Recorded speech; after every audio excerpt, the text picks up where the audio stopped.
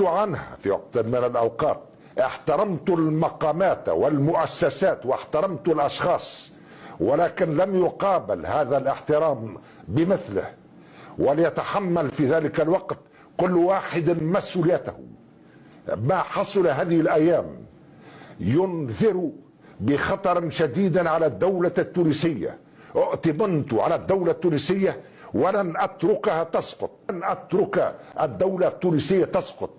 أعرف من يحرك الشارع وأعرف من يحرك الأزمات ويفتعل الأزمات، بل يفتعل الأزمة تلو الأزمة للبقاء في الحكم. وليعلم أن تونس ليست بضاعة، وأن القوانين يجب أن تطبق على الجميع على قدم المساواة. لا أسمح أبدا لأي كان بأن يتطاول على التونسيين أو أن يمس من أعراضهم أو أن يمس من ذواتهم البشرية. ما حصل وما يحصل اليوم غير مقبول على أي مقياس من المقاييس، غير مقبول. يتحمل كل واحد مسؤوليته.